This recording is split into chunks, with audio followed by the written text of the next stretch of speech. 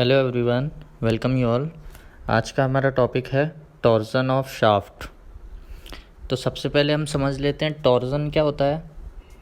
तो हमने बेंडिंग पढ़ा था। तो बेंडिंग क्या होता है? In bending cross sectional area rotate about transverse axis. अब पहले हम ट्रांसवर्स और लॉन्गिट्यूडनल एक्सिस देख लेते हैं क्या होता है। तो अलोंग द लेंथ, कोई भी मेरी बीम हो या शाफ्ट हो, उस बीम के अलोंग द लेंथ जो एक्सिस होती है उसको हम बोलते हैं लॉन्गिट्यूडनल एक्सिस, और इसके जो परपेंडिकुलर बाकी दो एक्सिस होती हैं उनको हम बोलते हैं ट्रांसवर्स एक्सिस। तो बेंडिंग में क्या हो रहा था, हमारा जो रोटेशन हो रहा था वो अबाउट ट्रांसवर्स एक्सिस हो रहा था, लेकिन ट्विस्टिंग में section rotate about longitudinal axis. तो हमारे दो डायग्राम बने हुए हैं। ये हमारा डायग्राम बेंडिंग का है और ये वाला ट्विस्टिंग का। तो ट्विस्टिंग में हम देख पा रहे हैं कि अगर ये मेरी लेंथ है तो इस लेंथ के अलोंग मतलब इसके अबाउट। तो जो ट्विस्टिंग में जो रोटेशन हो रहा है वो इस एक्सिस के अबाउट हो रहा है, और बेंडिंग में जो रोटेशन हो रहा है वो ट्रांसवर्स एक्सिस के अबाउट हो रहा है, मतलब ये जो वाई एक्सिस है इसके अबाउट रोटेशन हो रहा है। तो अंतर समझ आ गया बेंडिंग और ट्विस्टिंग में।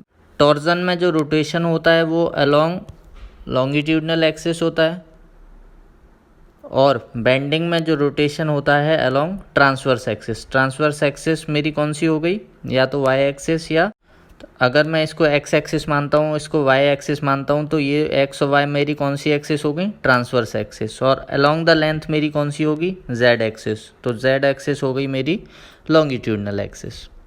तो डिफरेंस क्लियर हुआ बेंडिंग और टॉर्जन में। नेक्स्ट देख लेते हैं, due to bending normal stresses are produce. ये हम देख चुके हैं कि बेंडिंग के कारण हमारी जो बीम है उसमें नॉर्मल स्ट्रेसेस प्रोड्यूस होते हैं, और ये स्ट्रेसेस कहाँ पर एक्ट करते हैं? These stresses vary from zero at neutral axis to maximum at extreme fibre. हमारा जो एक्सट्रीम फाइबर था वहाँ पर मैक्सिमम स्ट्रेसेस थे, चाहे वो टॉप फाइबर हो चाहे बॉटम फाइबर हो, और हमारी जो न्यूट्रल एक्सिस थी वहाँ पर बेंडिंग स्ट्रेस की वैल्यू कितनी थी? 0। अगर आप ट्विस्टिंग में देखें तो due to twisting shear stresses are produced which vary from zero at neutral axis to maximum at surface linearly. Twisting के कारण भी हमारे कौन से स्ट्रेसेस जनरेट होते हैं? ट्विस्टिंग के कारण हमारे शियर स्ट्रेसेस जनरेट होते हैं, जिसकी वैल्यू न्यूट्रल एक्सिस पर 0 है और सरफेस पर कितनी है? मैक्सिमम।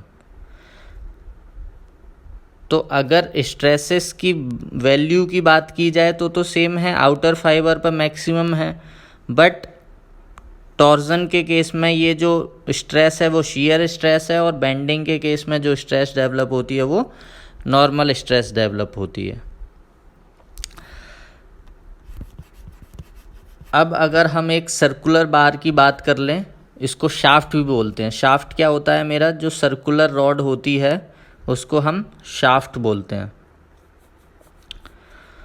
तो अगर हम किसी सर्कुलर बार की बात करें और उसमें टॉर्जन लग रहा है तो उस केस में जो स्ट्रेस डेवलप होगा वो टाउ मैक्स डेवलप होगा, और वो ये जो आउटर फाइबर है उसमें हर पॉइंट पे जो शियर स्ट्रेस की वैल्यू होगी मैक्सिमम होगी। टोटल सरकमफेरेंस पर, सरकमफेरेंस के किसी भी पॉइंट पर देखूं मैं, शियर स्ट्रेस की वैल्यू मैक्सिमम मिलेगी। बट अगर बेंडिंग की बात करें, अगर इस पर बेंडिंग लगेगी तो इस बेंडिंग के कारण केवल टॉप फाइबर और बॉटम फाइबर वहाँ पर स्ट्रेस की वैल्यू मैक्सिमम होगी, बाकी न्यूट्रल एक्सिस वाले जो पॉइंट होंगे वहाँ पर नॉर्मल स्ट्रेस की वैल्यू 0 होगी, और न्यूट्रल एक्सिस से जैसे जैसे टॉप की तरफ बढ़ते जाएंगे तो मेरी वैल्यू बढ़ती जाएगी। तो टॉप और बॉटम फाइबर पे नॉर्मल स्ट्रेस की वैल्यू मैक्सिमम, और न्यूट्रल एक्सिस वाले फाइबर पर 0। बट टॉर्जन के केस में हमारा पूरे आउटर फाइबर पर जो शियर स्ट्रेस की वैल्यू है वो मैक्सिमम है। तो हमें ये ध्यान रखना है कि नॉर्मल स्ट्रेस की बात करेंगे तो केवल टॉप फाइबर और बॉटम फाइबर पर मैक्सिमम वैल्यू मिलेगी। अगर शियर स्ट्रेस की बात करेंगे तो हमें सरकमफेरेंस के ईच एंड एवरी पॉइंट पर शियर स्ट्रेस की वैल्यू मैक्सिमम मिलेगी। नेक्स्ट है हमारा assumption in theory of torsion. जिस प्रकार हमने बेंडिंग के लिए बेंडिंग इक्वेशन डिराइव की थी, इसी प्रकार टॉर्जन के क्वेश्चन सॉल्व करने के लिए हमें टॉर्जन इक्वेशन डिराइव करनी पड़ेगी। और बेंडिंग में हमने कुछ अजम्पशन माने थे, इसी प्रकार टॉर्जन में भी हमें कुछ अजम्पशन लेके चलना पड़ेंगे। तो हमारा पहला अजम्पशन है material is isotropic homogeneous linear elastic which obeys Hooke's law. Isotropic homogeneous and linearly elastic material के बारे में हम इलास्टिक कांस्टेंट वाली वीडियो में पढ़ चुके हैं। अगर किसी को डाउट हो तो इलास्टिक कांस्टेंट वाला वीडियो देख के और इन टर्म्स को अच्छे से समझ सकता है। तो हमारा मटेरियल कैसा होगा? आइसोट्रोपिक होगा, होमोजीनियस होगा और लीनियर इलास्टिक होगा, जो हुक्स लॉ फॉलो करेगा। और हुक्स लॉ का भी एक सेपरेट वीडियो है, इसको भी आप अलग से जाके देख सकते हैं। नेक्स्ट है मेरा the plane section before twisting remain plane after twisting. अब हम किस सेक्शन की बात करेंगे? बेंडिंग में भी हमने इसी सेक्शन की बात की थी, टॉर्जन में भी हम इसी सेक्शन की बात करेंगे जो कि प्लेन रहता है। तो हमने बेंडिंग में देखा था कि बेंडिंग के बाद हमारा ये जो सेक्शन था ये कैसा था, कैसा हमने एज्यूम किया था? प्लेन। बेंडिंग के बाद भी हमने ये सेक्शन को प्लेन एज्यूम किया था।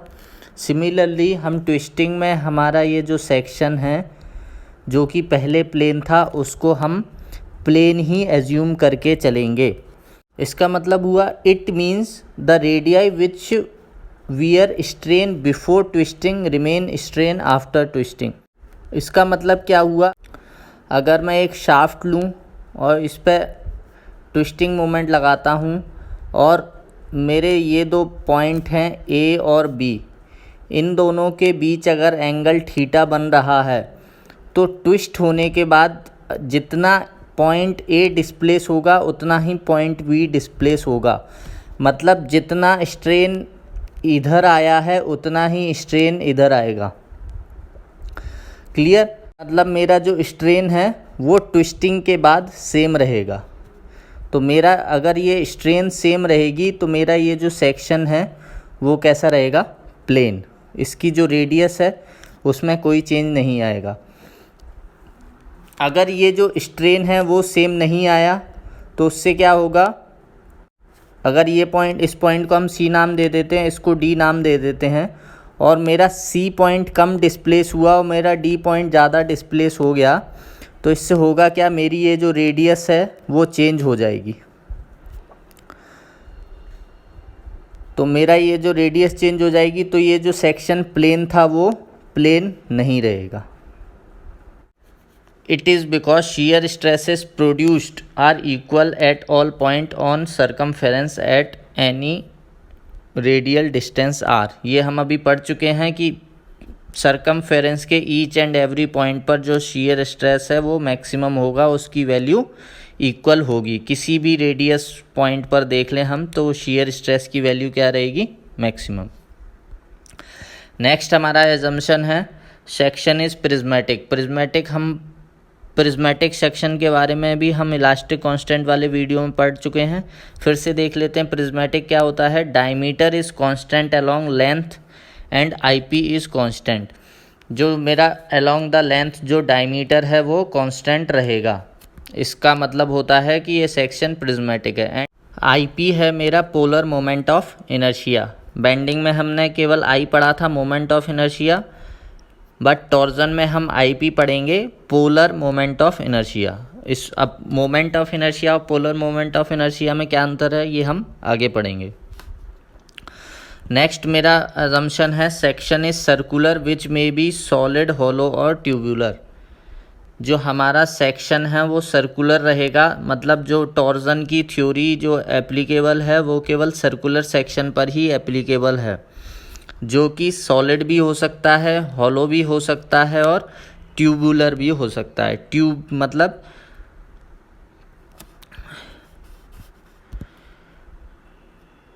हॉलो और ट्यूबुलर सेक्शन में क्या अंतर है? ट्यूबुलर सेक्शन मतलब जिसकी थिकनेस कम हो और हॉलो सेक्शन मतलब जिसकी थिकनेस ज़्यादा हो बट वो हॉलो हो, अंदर से हॉलो हो। तो ये अंतर है मेरा हॉलो और ट्यूबुलर सेक्शन में। तो मेरा सेक्शन जो है वो कैसा रहेगा? सर्कुलर रहेगा, जो सॉलिड भी हो सकता है, हॉलो भी हो सकता है और ट्यूबुलर भी हो सकता है। नेक्स्ट पॉइंट देख लेते हैं, इन नॉन सर्कुलर सेक्शन। अब नॉन सर्कुलर सेक्शन में थ्योरी एप्लीकेबल क्यों नहीं है वो देख लेते हैं। In non circular section such as rectangle and square, जो रेक्टेंगल और स्क्वायर सेक्शन होते हैं उनमें क्या हो जाता है? Warping occur along with twisting. तो इन सेक्शन में ये जो ट्विस्टिंग हो रही है इसके साथ वार्पिंग भी हो जाती है। वार्पिंग मतलब होता है किसी भी सेक्शन का शेप चेंज हो जाना। शेप चेंज हो जाना मतलब मेरा ये जो प्लेन पहले यहाँ पर था, अब वो प्लेन कहाँ चला जाएगा? ऊपर चला जाएगा। तो इसका जो शेप था वो अब रेक्टेंगुलर शेप ना रह के कुछ और शेप बन जाएगा। तो इसको हम बोलते हैं वार्पिंग। तो इस वार्पिंग के कारण होता क्या है? प्लेन सेक्शन जिसको हम बोल रहे थे plane section does not remain plane on application of torque. तो हमारा इस वार्पिंग के कारण ये जो प्लेन सेक्शन था वो अब प्लेन नहीं रहेगा। बट सर्कुलर सेक्शन में की बात करें तो वो जो हमारा सेक्शन प्लेन का प्लेन ही रहेगा, उसमें कोई चेंज नहीं आएगा। क्लियर? नेक्स्ट है मेरा साइन कन्वेंशन फॉर टॉर्क। अगर हम किसी भी शाफ्ट के लिए टॉर्क डायग्राम बनाएं तो उसके लिए साइन कन्वेंशन क्या यूज़ करेंगे? तो हम टॉर्क के लिए जो साइन कन्वेंशन लेते हैं वो राइट हैंड थंब रूल के अकॉर्डिंग लेते हैं। और हमने राइट हैंड थंब रूल पढ़ा है कि जो हमारे राइट हैंड की फिंगर हैं वो क्या रिप्रेजेंट करेंगी? रोटेशन की डायरेक्शन। और जो थंब है, थंब रिप्रेजेंट करेगा डायरेक्शन ऑफ टॉर्क। मतलब अगर मेरा टॉर्क जो है वो क्लॉकवाइज लग रहा है तो मेरी फिंगर की डायरेक्शन क्लॉकवाइज रहेगी, तो इससे जो थंब है वो मेरा लेफ़्ट की तरफ जाएगा। तो ये हो गई मेरी डायरेक्शन ऑफ टॉर्क। और लेफ्टवर्ड जो टॉर्क होगा उसको मैं पॉजिटिव लूँगा और जो राइटवर्ड टॉर्क होगा वो नेगेटिव लूँगा। तो ये है मेरा साइन कन्वेंशन। तो इसमें देख लेते हैं हम, if a nut has tightening effect, जैसे नट को हम अगर राइट की तरफ घुमाते हैं तो वो टाइट होता है। तो टाइटनिंग इफेक्ट को हम क्या लेंगे? पॉजिटिव। तो if a nut has tightening effect thumb point toward the cross section, मतलब जो नट है वो क्रॉस सेक्शन की तरफ भागेगा, क्रॉस सेक्शन की तरफ जाएगा तो इसको मैं पॉजिटिव मानूंगा, और अवे फ्रॉम क्रॉस सेक्शन जाएगा तो नेगेटिव मानूंगा। ये मेरा डायरेक्शन रहेगा। और नेक्स्ट है मेरा positive torque produces positive shear stress element. तो जो पॉजिटिव टॉर्क है उसके कारण हमारा जो स्ट्रेस एलिमेंट होगा वो भी कैसा रहेगा? पॉजिटिव। अब टॉर्जन के इफेक्ट देख लेते हैं। पहला इफेक्ट है due to torque shear stresses are produced which act in two mutually perpendicular planes. अभी हमने स्टार्टिंग में देखा था कि टॉर्क के कारण क्या है? शियर स्ट्रेस प्रोड्यूस होते हैं।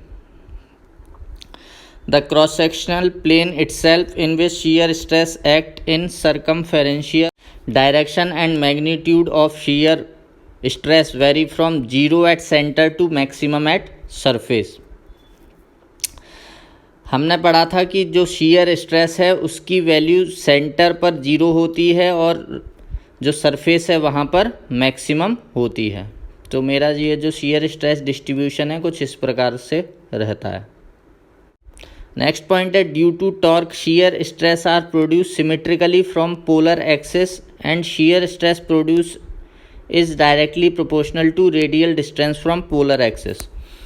मतलब जो मेरी पोलर एक्सिस है, पोलर एक्सिस मतलब जो लॉन्गिट्यूडनल एक्सिस है, तो जो मेरी लॉन्गिट्यूडनल है उस एक्सिस से जो shear स्ट्रेस है वो हर पॉइंट पे इक्वल रहेगा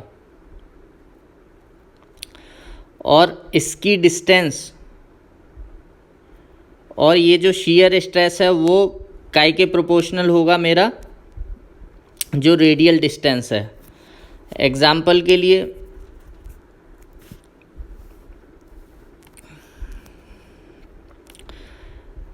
मैं एक एग्जांपल लेता हूँ। ये मेरी एक शाफ्ट है, तो इस शाफ्ट में ये जो सेंटर पॉइंट होगा यहाँ पर shear स्ट्रेस की वैल्यू 0 होगी और जैसे जैसे हम रेडियली बढ़ते जाएंगे shear स्ट्रेस की वैल्यू क्या होगी, बढ़ती जाएगी।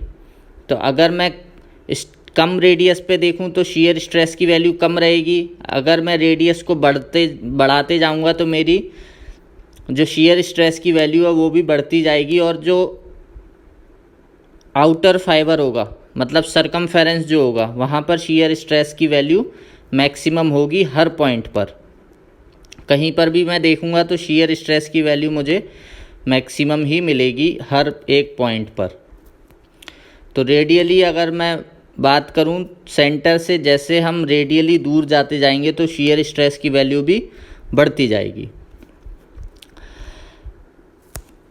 तो shear stress due to torque at any distance r, अगर मुझे किसी r डिस्टेंस पर टॉर्क के कारण shear स्ट्रेस कैलकुलेट करना है तो मेरी किससे कैलकुलेट होगा, टॉर्जन इक्वेशन से। और टॉर्जन इक्वेशन क्या होती है, tau upon r equal to T upon I P equal to G theta upon L, या जी की जगह हम सी थीटा अपॉन एल भी लिख सकते हैं। अब हम एक एक करके देख लेते हैं। टाउ है मेरा shear स्ट्रेस, आर है मेरी रेडियल डिस्टेंस कि किस रेडियल डिस्टेंस पे मुझे shear स्ट्रेस कैलकुलेट करना है, टी है मेरा मैंने टॉर्क कितना अप्लाई किया है, आई है मेरा पोलर मोमेंट ऑफ इनर्शिया, सी मेरा होता है मॉडुलस ऑफ रिजिडिटी या इसको हम सेक्शन मॉडुलस भी बोलते हैं, थीटा है मेरा एंगल ऑफ रोटेशन और एल है मेरी लेंथ ऑफ शाफ्ट। तो इस डायग्राम में ये जो मैंने टॉर्क अप्लाई किया इसके कारण होगा क्या कि मेरा ये जो फाइबर था वो घूम के इधर आ जाएगा। तो इन दोनों एक्सिस के बीच में जो एंगल बनेगा इसको हम बोलेंगे थीटा, जिसको हम डायग्राम के थ्रू देख पा रहे हैं। ये मेरा एंगल थीटा है। बी और बी डैश इन दोनों के बीच में ये जो एंगल बना इसको हम बोलेंगे थीटा।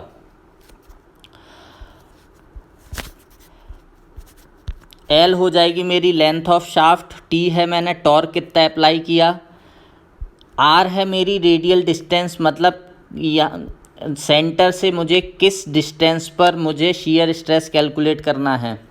और अगर मुझे मैक्सिमम shear स्ट्रेस कैलकुलेट करना रहेगा तो मेरी जो स्मॉल आर है उसकी वैल्यू कितनी हो जाएगी, रेडियस ऑफ शाफ्ट के बराबर।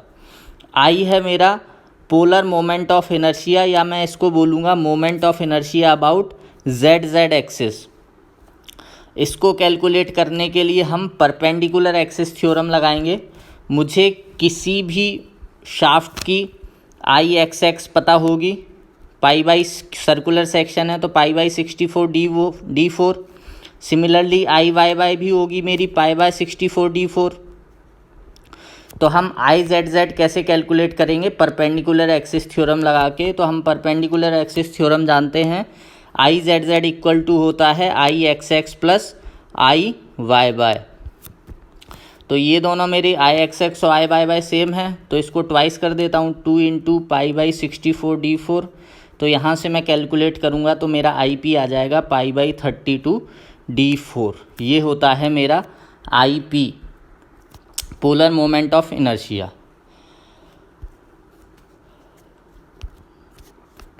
क्लियर। तो आई पी क्या हो गया मेरा, पोलर मोमेंट ऑफ इनर्शिया। जी किस पे डिपेंड करेगा, मेरा मटेरियल कौन सा है, तो जी की वैल्यू क्वेश्चन में दी रहेगी। तो अब हमारे पास टी टॉर्क हमने कितना अप्लाई किया, आई पी हम कैलकुलेट कर सकते हैं, आर है मेरी रेडियल डिस्टेंस, जी मेरा दिया रहेगा किस टाइप का मटेरियल है, एल लेंथ दी रहेगी। तो यहाँ से मैं शियर स्ट्रेस की वैल्यू फाइंड आउट कर सकता हूँ, या क्वेश्चन में मुझसे थीटा की वैल्यू भी पूछ सकते हैं। अगर मैंने टी टॉर्क अप्लाई किया तो उसके कारण थीटा की क्या वैल्यू आएगी। तो हमें क्वेश्चन में ध्यान रखना है, ये जो इक्वेशन है इस इक्वेशन का ध्यान रखना है। तो इस इक्वेशन की हेल्प से मैं शियर स्ट्रेस भी कैलकुलेट कर सकता हूँ और थीटा भी कैलकुलेट कर सकता हूँ। और ये जो इक्वेशन आई है इसी को हम क्या बोलते हैं, टॉर्जन इक्वेशन। नेक्स्ट है मेरा पावर ट्रांसमिटेड बाय शाफ्ट। तो अगर मेरी कोई शाफ्ट है जिस पर मैं टी टॉर्क अप्लाई कर रहा हूँ, तो इस टॉर्क के द्वारा कितनी पावर ट्रांसमिट की जाएगी, तो वो कैसे हम फाइंड आउट करेंगे। तो हम जानते हैं पावर इज इक्वल टू होता है T into omega, torque into omega. और ओमेगा क्या है मेरी, ओमेगा है मेरी इसकी रोटेशन की स्पीड, किस स्पीड से ये शाफ्ट मेरी रोटेट कर रही है उसको मैं बोलूँगा ओमेगा। तो अब मेरा पावर का क्या फॉर्मूला हो जाएगा, टी इंटू ओमेगा। और हम जानते हैं ओमेगा का फॉर्मूला होता है 2πn/60। तो जब मैं ओमेगा की जगह 2πn/60 पुट करूँगा तो मेरा पावर इज इक्वल टू आ जाएगा 2πnt/60। और इसमें टी क्या है मेरा, टी है मेरा टॉर्क और एन है नंबर ऑफ रोटेशन, 1 मिनट में शाफ्ट के द्वारा कितने रोटेशन पूरे किए गए उसको हम बोलेंगे एन। और इसको हम किस में कैलकुलेट करते हैं, आरपीएम में, मतलब रोटेशन पर मिनट या रिवोल्यूशन पर मिनट। तो जब मैं एन और टी की वैल्यू पुट कर दूंगा तो यहाँ से मेरा क्या आ जाएगा, पावर। और जो पावर आएगी मेरी, अगर मैं टी की वैल्यू किलो न्यूटन मीटर में रखूँगा, ये किलो न्यूटन पर मीटर नहीं है, ये मीटर है। तो अगर मैं टॉर्क की वैल्यू किलो न्यूटन मीटर में रखता हूँ तो मुझे पावर जो मिलेगी वो किस में मिलेगी, किलोवाट में। और अगर मैं टी की वैल्यू को न्यूटन मीटर में रखता हूँ तो मुझे किस में मिलेगी वैल्यू, वॉट में। क्लियर। तो ये था मेरा टॉर्जन की थ्योरी। आई होप आप सबको समझ आ गया होगा। अगर वीडियो अच्छा लगा हो तो लाइक ज़रूर करें, और अगर चैनल को सब्सक्राइब नहीं किया है तो चैनल को सब्सक्राइब करें। Thank you for watching the video.